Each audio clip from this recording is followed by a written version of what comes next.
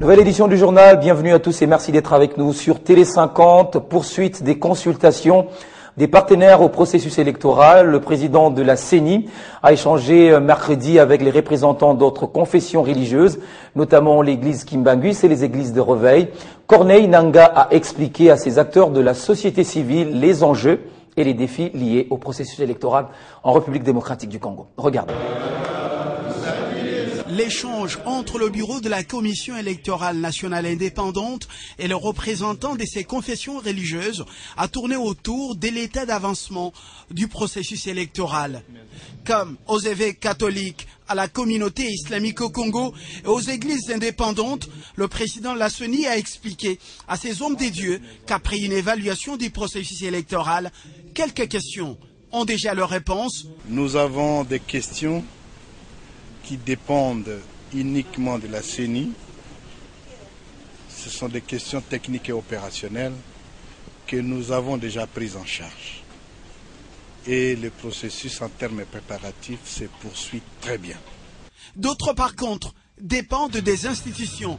Le Parlement pour le vote de 2 lois majeures et le gouvernement central pour financer le processus électoral. D'où l'appel des Corneille Nangaa à chaque institution d'assumer ses responsabilités. Autre question pertinente, mais sans réponse jusque-là, puisque nécessitant un consensus permettant à la Commission électorale nationale indépendante d'évoluer normalement, c'est la révision du fichier électoral et l'enchevêtrement des différents scrutins. Et la centrale électorale renvoie la balle aux politiques. Comment allons-nous procéder à la révision du fichier électoral qui fait déjà un consensus? La question du fichier. Doit-on organiser cette révision partielle ou totale? C'est une question à laquelle nous voudrions avoir des indications d'un consensus là-dessus. À propos de la publication du calendrier électoral, la CENI joue au réalisme, le maximum de chances possibles pour rendre public un calendrier consensuel et réalisable. Le Kimbanguiste Elébé Kapalaï et le Réveil Kankinza Mwanambo ont salué l'esprit d'ouverture de la CENI et la démarche amorcée, tout en promettant leur soutien à la mobilisation en faveur de ce processus électoral. Dialogue politique en République démocratique du Congo, l'autorité morale du Palou, Antoine Gizenga, réaffirme son soutien à ce grand rendez-vous convoqué par le chef de l'État. En tant que nationaliste et rassembleur, Antoine Gizenga appelle tous les Congolais qui hésitent encore à changer d'avis pour l'intérêt de la nation. Il a dit au cours d'un entretien qu'il a eu ce jeudi avec le chargé de mission du chef de l'État au grand projet Inga, Bruno Kapanji. Après le pape François, les évêques catholiques et le secrétaire général de l'ONU Ban Ki-moon, l'autorité morale du parti Lumumbiste unifié, Antoine Gizenga, appelle une fois de plus les Congolais au dialogue. Gizenga Fungi l'a dit à Bruno Kapanji, le chargé des missions du chef de l'État au projet Grand Inga, avec qui il a échangé ce jeudi en sa résidence de Montfléry. C'est un homme de dialogue. Il m'a même dit, lui, la mission qu'il a, c'est de rassembler les gens. Il est, pour le dialogue, il nous demande d'accompagner le peuple congolais au travers du dialogue que le président de la République a convoqué, que nous accompagnions, que nous soyons tous ensemble pour ce dialogue-là. C'est au cours de ce dialogue qu'il y aura rassemblement des idées, rassemblement des objectifs, rassemblement des stratégies, rassemblement des programmes d'action à exécuter et même, pourquoi pas, rassemblement du budget. Parce qu'à la fin, il faudra trouver le moyen budgétaire, notamment pour les élections. C'est le samedi 28 novembre 2015 que le chef de l'État Joseph Kabila avait annoncé la convocation d'un dialogue politique national inclusif. Le président de la République a également lancé un appel ultime à ceux qui hésitent encore à rejoindre cette voie des négociations pour donner une chance à la relance du processus électoral. Vous l'avez peut-être constaté ces derniers jours, la ville de Kinshasa, les provinces du Congo central, de l'ex-Katanga et du Bandundu ont enregistré de perturbations du courant électrique suite à une série de pannes survenues au début de la semaine à Inga et à Zongo. Et pour Eric Mbala, directeur général de la SNEL, l'arrêt simultané de 2 groupes d'Inga 2 et d'un autre groupe à Zongo sont à la base de cette situation qui occasionne un déficit de 318 MW. Dans l'entretemps, une équipe d'ingénieurs de la SNEL est déjà à pied d'œuvre pour décanter la situation. C'est une grosse panne qu'a connue la centrale hydroélectrique d'Inga 2 le 5 janvier dernier, alors qu'une machine du groupe 4 est en réparation depuis le 18 novembre 2014. Le même jour, le groupe 4 de la centrale de Zongo est arrêté pour fuite d'huile, fragilisant ainsi le contrôle de fréquence et du plan de tension dans la partie ouest. Il y a eu même un début d'incendie qui a été maîtrisé par notre personnel. Conséquence, des délestages intensifs de charge qui sont observés à Kinshasa et dans l'ex-province du Bandundu avec un déficit de 170 MW. Le transit Inga Kolwezi connaît un déficit de 90 MW et 50 pour la province du Congo central. Ce sont les grosses machines, c'est elles qui décident de la stabilité du réseau, c'est-à-dire vous devez maintenir la fréquence. Quand il y a des problèmes, vous pouvez reprendre plus facilement. Mais le fait d'avoir réduit des 4 à 2 machines à Inga 2 amène un autre problème sur le système électrique, c'est qu'il devient instable. Mais que fait la Société nationale d'électricité pour décanter la situation? Ils ont trouvé l'élément défectueux. Nous envoyons un ingénieur pour aller acquérir cette pièce. Avec nos partenaires qui vont l'envoyer des Grande-Bretagne à Bruxelles. Il faut un ingénieur pour se rendre compte que c'est bien la pièce que nous cherchons. Des consignes spéciales d'exploitation ont été arrêtées pour un délestage rotatif ordonné. Et la Société nationale d'électricité a également invité les gros consommateurs à modifier leur planning de travail de manière à fonctionner dans la plage allant de 6h à 17h juste et privilégier la desserte domestique pendant les heures nocturnes. Pendant ce temps, dans le Haut-Katanga, plus de 400 mètres de câbles de la SNEL ont été emportés par des inciviques bien sûr. Il s'agit de la ligne de tension de Chilatembo située sur l'axe Lubumbashi-Likassis qui a naturellement plongé plusieurs habitations et entreprises minières dans le noir.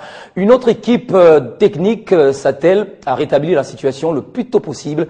Suivez ces explications de notre correspondant Josué Mouyumba. Plusieurs ménages et entreprises de l'ex-Katanga sont plongés dans le noir. C'est la conséquence du vol d'environ 400 mètres de câbles en cuivre de la ligne haute tension de la SNEL basée à Chilatembo de l'axe Lubumbashi-Likasi. Sur décision de l'ingénieur Fridolin Kumbu Ilunga, directeur provincial de la Société nationale d'électricité, une équipe d'experts en la matière a été dépêchée sous le lieu avec pour mission rétablir la situation le plus rapidement possible. En attendant la fin des travaux, le DP Kumbu Ilunga a ordonné que les entreprises minières touchées soient connectées à la ligne Mwadingusha et Panda. Les responsables de la Katanga ont lancé un appel sollicitant le concours de la population pour dénoncer tout cas d'incivisme du genre. Pour l'instant, les services de sécurité sont déjà en train de se mouvoir pour identifier ces malfrats en vue pour décourager de tels comportements. Lubumbashi, José Mouyumba, Télé 50. Merci Josué pour tous ces détails. La ville d'Inongo, dans la province de Mai-Ndombe, privée d'électricité depuis 2008, vient d'être dotée d'un groupe électrogène d'une capacité de 800 kVA. C'est la réalisation d'une promesse que le commissaire spécial de cette province, Jean Tiningobila, avait faite à la population. Inongo, le chef-lieu de la nouvelle province du Mai-Ndombe, issu de l'ancien Bandundu, a sombré dans l'obscurité pendant près de 8 ans. Éclairer cette ville faisait partie des défis majeurs pour l'équipe spéciale Ngobila. Et la descente de Gentini Ngobila dans cette partie du pays, le 30 décembre dernier, était porteuse d'une bonne nouvelle. Les Inongolais ont salué cette dotation, une promesse justement matérialisée, un groupe électrogène de 800 kVA. Papa Kabila Monique Awa Maindombe, il faut épela le cola, le bumbashi ndenge za kopela. Yango na tindele bisu muto azapena ba moyen yemo ko lisusu. Vraiment azana souci na mboka to Monique misala déjà et bandi na ndenge moko ya bien. On remercie les commissaires spéciaux qui a fait vraiment tout pour acheter ces groupes-là. Je souhaite que le bon Dieu lui bénisse et c'est des adjoints. Après son installation par les techniciens locaux de la SNEL, le spécial de Maindombe a inauguré le lancement de ce générateur à la grande satisfaction des bénéficiaires. 1, 2,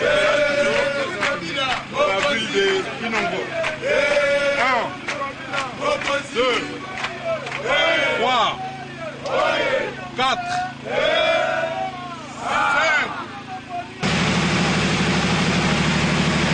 Ce groupe électrogène a été acheminé à Inongo via le lac Maindombe par un bac de la province remis en service par le dirigeant de cette province.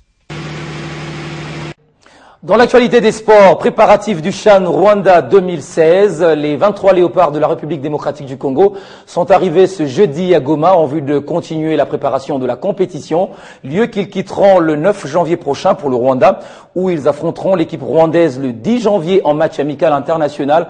Ensuite, les léopards se rendront à Boutaré, où ils évolueront dans le groupe B en compagnie de l'Angola, de l'Éthiopie et du Cameroun. Plus de détails dans cet élément de notre correspondant à Goma, Pachiko Kavundama. C'est à 11h50 heure locale que l'avion transportant les léopards locaux a atterri à l'aéroport international de Goma. Tous les joueurs sélectionnés sont présents. Floraï Bengue, coach des léopards, a dit que toute l'équipe est prête pour défendre la RDC. Et puis le message, c'est que le football, ça se joue avec son public.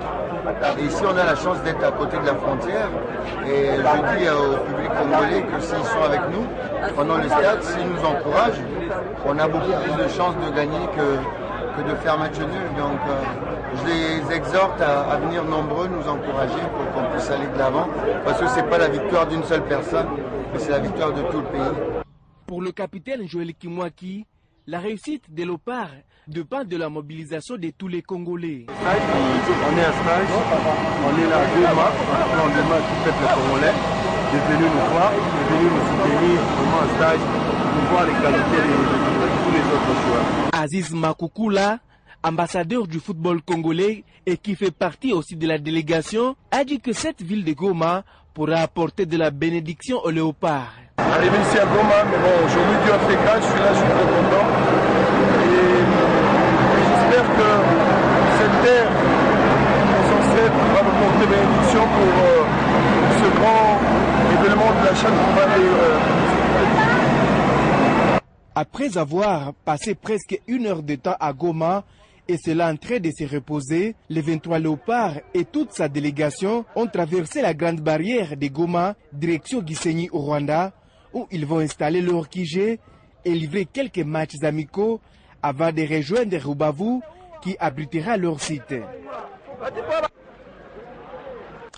Un communiqué nécrologique dans ce journal, l'Institut national de sécurité sociale informe l'ensemble de son personnel, les rentiers et pensionnés du régime général de sécurité sociale, que le programme des obsèques de M. Henri Luntala, président national de l'association des pensionnés et rentiers du régime général de sécurité sociale décédé le 29 décembre dernier, se présente comme suite.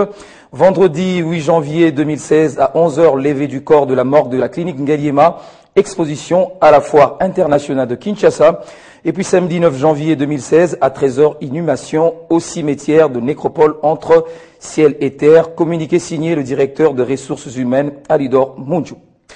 Ce journal est fini, mais avant de nous quitter, le rappel des titres. Antoine Gizenga réaffirme son soutien indéfectible au dialogue national convoqué par le chef de l'État Joseph Kabila. L'autorité morale du Palou appelle tous les Congolais qui hésitent encore à privilégier l'intérêt général en vue de consolider la paix.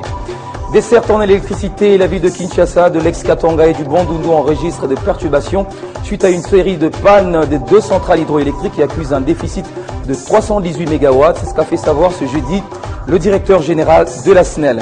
Et puis Chan Rwanda 2016, les 23 léopards de la République démocratique du Congo sont arrivés ce jeudi à Goma en vue de continuer la préparation de la compétition, lieu qu'ils quitteront le 9 janvier prochain pour le Rwanda, où ils affronteront l'équipe rwandaise le 10 janvier en match amical international. On se retrouve tout à l'heure.